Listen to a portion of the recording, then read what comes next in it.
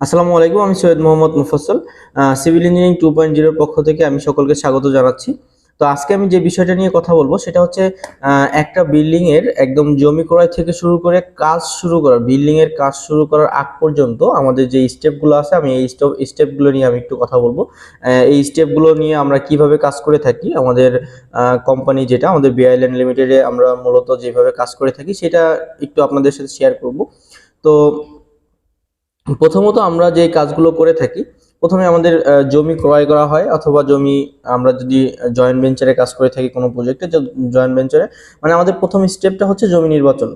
তো আমরা জমি নির্বাচনের ক্ষেত্রে আমরা প্রথমত যে বিষয়গুলো লক্ষ্য করি সেটা হচ্ছে রাস্তাটা অবশ্যই মানে আমাদের ক্লিয়ার রাস্তা থাকতে হবে। যেখানে আমরা বিল্ডিং করব, একটা 10 তলা অথবা একটা মাল্টি স্টোরেড বিল্ডিং যেখানে করব, সেখানে মিনিমাম 20 ফিট রাস্তা আমাদের রিকোয়ার্ড থাকে, একদম 20 ফিট থাকতে হবে, এটা মাস্ট।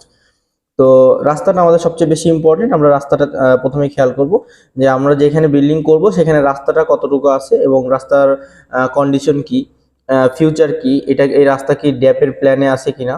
আমাদের গভর্নমেন্টের যে ঢাকার যে একটা রোড ম্যাপ আছে, ওই ম্যাপে আমাদের রাস্তাটা আছে কিনা, অথবা মানে আমরা যে জমিটা কিনবো এটা দলিলে উল্লেখ আছে কিনা যে আমরা রাস্তাটা কত ফিট হবে, সামনে রাস্তা কত ফিট ক্লিয়ার থাকবে, এইগুলো দলিলে উল্লেখ থাকে কিনা, এই সকল বিষয় দেখে আমরা প্রথমে জমি নির্বাচন করব।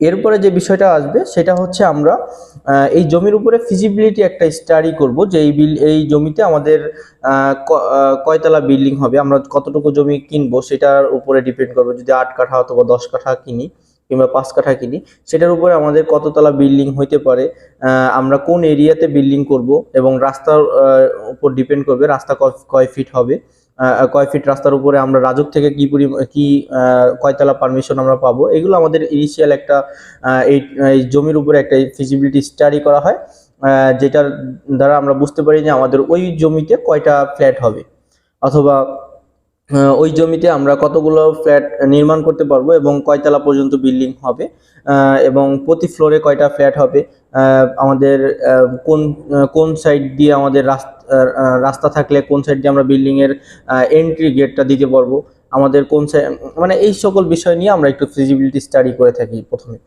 এরপরে আমরা সবসময় যে বিষয়টা খেয়াল করি যে আমাদের প্লটগুলো যেন কর্নার প্লট হয়। যদি কর্নার প্লট হয় সেক্ষেত্রে আমাদের জন্য একটা বেনিফিট থাকে।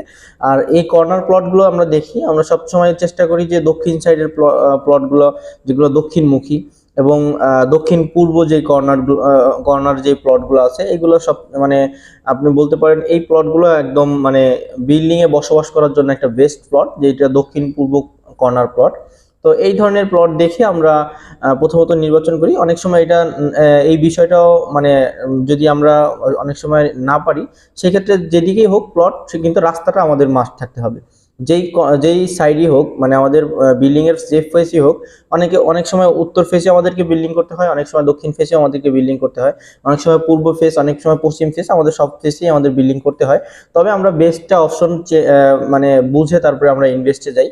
আর হচ্ছে এখানে যেটা লক্ষণীয় সেটা হচ্ছে রাস্তাটা মাস্ট থাকতে হবে। তো সবকিছুর পরে রাস্তাটা ইসের পরে আমাদের ফিজিবিলিটি স্টাডির পরে আমরা যেই কাজটা করি, আমরা এটা রাজুকের প্ল্যানের জন্য আমরা এখানে কাগজপত্র জমা দিই যে আমরা রাজুক থেকে কততলা পর্যন্ত পারমিশন পাবো। পারমিশনের পরে আমাদের এর মধ্যেই কাজ চলতে থাকে, আমাদের হয়তো 10 তলা বিল্ডিং অথবা যে কয়তলা বিল্ডিং হবে, রাজুক থেকে আমরা যততলা পারমিশন পাবো, এই তালার আমরা আমাদের ওয়ার্কিং ডিজাইনটা করব। এই ওয়ার্কিং ডিজাইন করার পরে আমরা মূলত কাজে আমরা হাত দিই, আমাদের বিল্ডিং এর কাজের দিকে আমরা অগ্রসর হই। তো এখন যে বিষয়টা লক্ষণীয়, কাজ করার সময়, আমাদের বিল্ডিং এ কাজ শুরু করার সময় আমরা ইনিশিয়ালি আমাদের ঢাকা শহরে প্রায় ম্যাক্সিমাম অংশে আমাদেরকে পাইলিং করে কাজ করতে হয়। তো পাইলিং এর ক্ষেত্রে যে বিষয়টা লক্ষণীয়, সেখানে আমাদেরকে ইলেকট্রিক লাইন লাগে, যেটা ডেসকোর লাইন আমরা ঢাকায় ইউজ করে থাকি। তো সেই ডেসকোর লাইনের জন্য আমাদেরকে অ্যাপ্লাই করতে হয়। তো আমরা সেখানে আমাদের কাজ যখন শুরু করব, তখন আমরা ডেসকোতে আমরা একটা রিকোয়ারমেন্ট করি।